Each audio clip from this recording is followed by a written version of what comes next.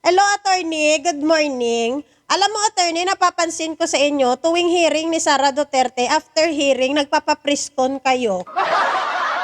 Ayaw niyong humarap sa House of Representatives, pero sa social media, gustong-gusto niyo.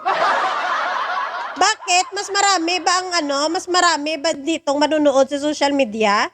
Kaya para makakuha kayo ng sympathy ng mga Pilipino?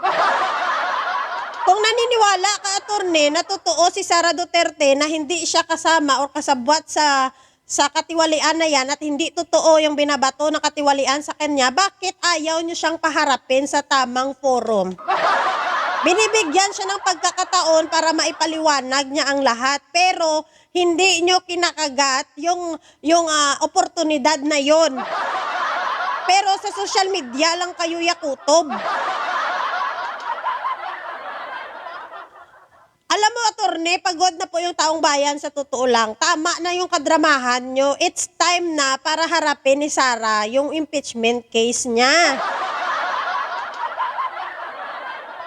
Hindi na ito usapin ng chismis, hearsay, or kung ano-ano pa dyan nga mga hurim-hurim, attorney. Ebidensya na po ang labanan dito.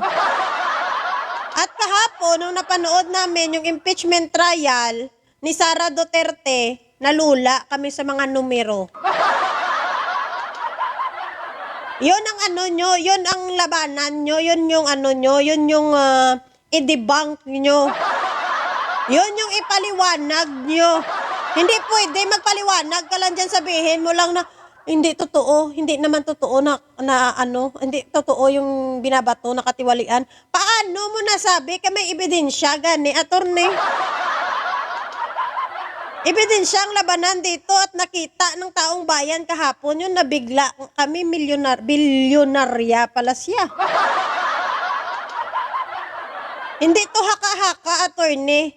May dokumento, may ebidensya. Oh, yun ang ipaliwanag nyo. Hindi pwede na i-explain mo lang sa amin, sabihin mo lang na hindi yan totoo. Ay, ano yan?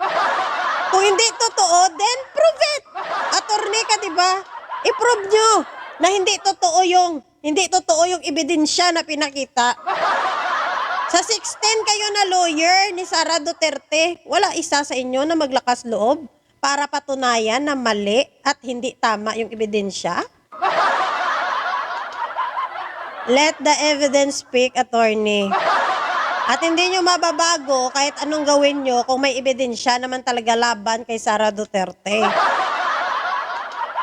Masyado nyong inuulol ang taong bayan, madami pa kayong hanash.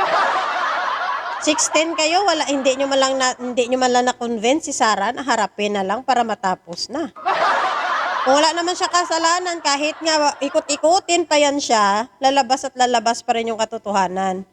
Pero maybe, malay namin, natatakot kayo na alam mo naman si Sara medyo may pagka-slow. Baka mamaya madulas, nayari na. Malitsi-litsi pa. Tama ba?